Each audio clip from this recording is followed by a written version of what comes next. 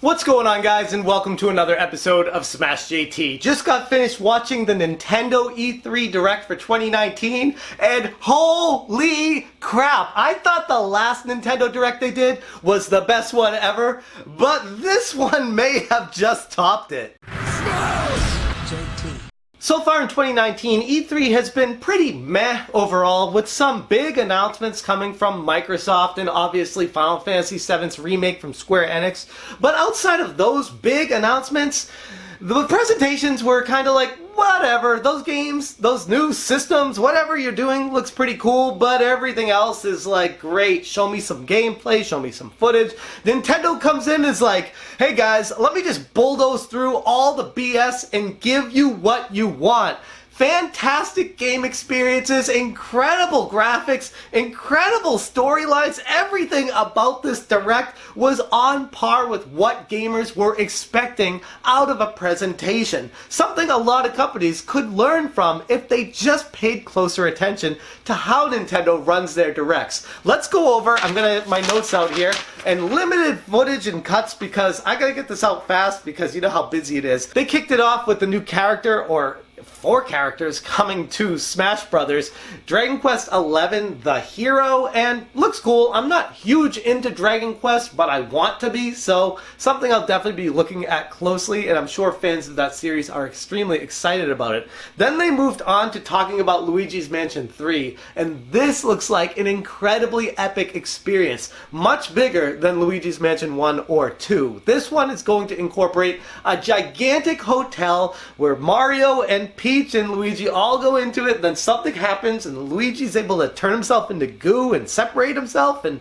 be able to walk through walls and spikes and all this other stuff that they talked about in it that looked absolutely jaw-dropping. The series itself is one of my favorite series Nintendo has made, so yes, sincerely looking forward to Luigi's Mansion 3. Then they talked about the Netflix remake of Dark Crystal and how they're making a game version attached to it, which I wouldn't have really talked about except for it looks really good. It's a turn-based tactics game and looks very similar to something along the lines of Final Fantasy Tactics and Ogre Battle. Those kind of games are right up my alley, so yeah, I'm going to be keeping a close eye on Dark Crystal Tactics. Then they talked about Link's Awakening, which you all know by now if you watch my channel that I am one of the biggest Link's Awakening fans out there. So yes, very much looking forward to this one. I like the art style, I like the graphics, I like how the gameplay looks, and oh by the way, they added a dungeon creator in this game. While very basic, still, having a Zelda maker, a dungeon creator in this game adds a new flair to it. It's something that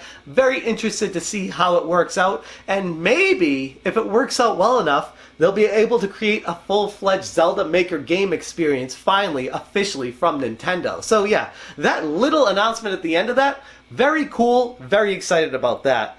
Then they talked about the biggest hitter for me, Trials of Mana, coming to the Nintendo Switch in early 2020, and then after saying they're remaking Seiken Densetsu 2, they said, oh by the way, the Secret of Mana trilogy, that's available today on the Nintendo Switch, so you can go ahead and download it. What? Like that blew my mind. Secret of Mana trilogy officially coming to the West.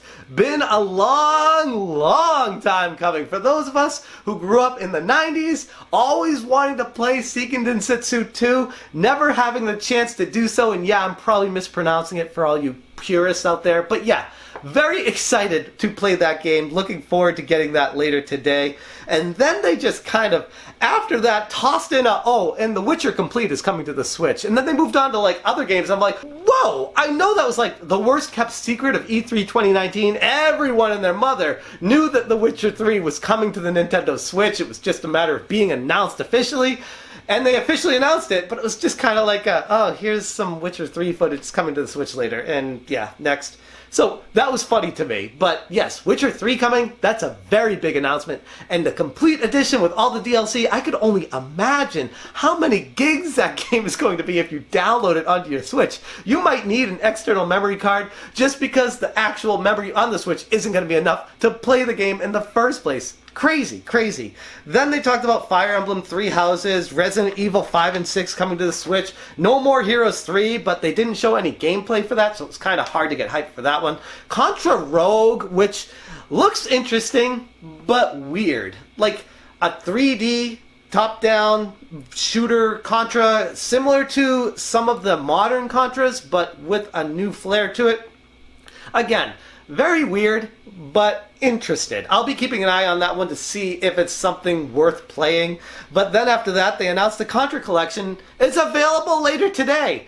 They said initially on the Konami website it wasn't coming till summer, and yet after the Direct, they're like, oh yeah, you can just go download it today, because Nintendo's awesome.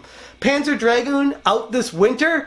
Looks really fun. I would have liked to see a little bit more gameplay from it. It was just quick footage and looked cool, but that caught me completely by surprise. Was not expecting that one. They talked about Pokemon Sword and Shield and then showed off Astral Chain, which is a game I'm looking forward to very much, and the game itself looks really cool. Holy crap, there are a lot of games coming out in 2019. Astral Chain announced for August 30th, 2019. Empires of Sin looked pretty neat. Then they talked about Marvel Ultimate Alliance, Cadence of Hyrule coming out 6/13, Mario and Sonic Olympic Games, Animal Crossing New Horizons coming out March 2020. They officially announced they had to delay it because they wanted to perfect some things in the game. But to be honest with you, with all the games that are coming out for Nintendo in the next 4 to 6 months, it kind of makes sense to push Animal Crossing into the next calendar year because, let's just be honest, there's too many games to even bother playing right now. They kind of have to push it back just for the sake of having games to sell next year too. On top of that, they talked about Banjo Kazooie coming to Smash Bros. Ultimate in fall of 2019, which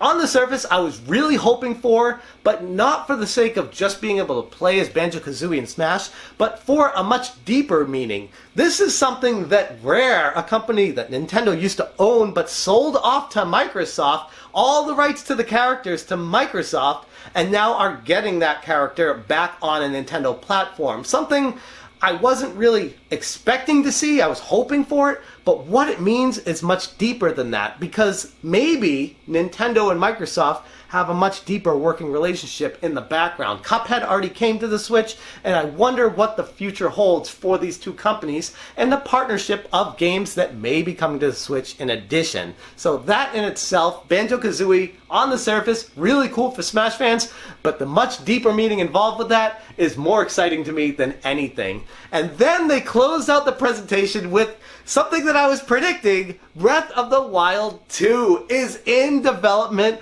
looks absolutely fantastic, and holy crap, Breath of the Wild, the original, still my favorite game of all time on the Nintendo Switch, bar none, not even close. Nothing can touch Breath of the Wild on the Nintendo Switch, except maybe the sequel. So yes, very excited to hear that that is officially being made and looking forward to more information on that one. There were so many fantastic games Nintendo went over, and if I were to be asked what would I have liked to see in addition to everything they went over, I was kind of hoping for the Switch Mini announcement. We all know that's eventually going to come, and I was hoping it would be now, but clearly it's still too early for that, so we're going to have to wait a little bit longer. Who knows, maybe Nintendo will just randomly drop the announcement for that in late September for a winter release and holiday release of the Switch Mini.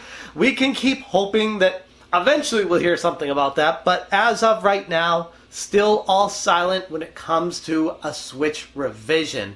Other things I was hoping for was a 2D Metroid. I would have loved to hear like that Nintendo talk to the developer, the indie people, the unlicensed AM2R creators, and find a way to get that onto the Switch. I know in a million years Nintendo would never work with someone who worked on a property of theirs without authorization, but in this case, AM2R is such a fantastic game, and with Metroid Prime 4 getting delayed, it would have made as an awesome mid-gap stop between now and then.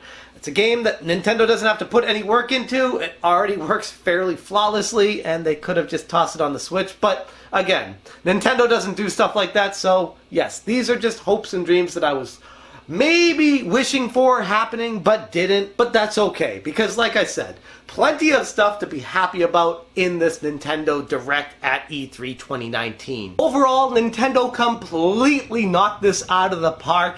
Once again, Nintendo is on quite a roll right now, and I was starting to wonder if E3 was even worth having anymore with how pathetic some of the showings have been. I'm looking at you, Ubisoft and Bethesda, but with Microsoft talking about the Scarlet and Square Enix talking about Final Fantasy Remake and those Secret of Mana games coming to the Switch now, and now Nintendo's Direct talking about everything else, it's a good time to be a gamer, great time to be alive, and a lot of games. I would say almost too many games to be looking forward to, but hey, that's not necessarily a bad thing.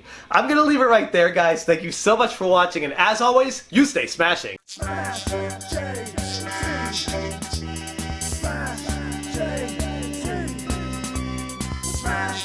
J,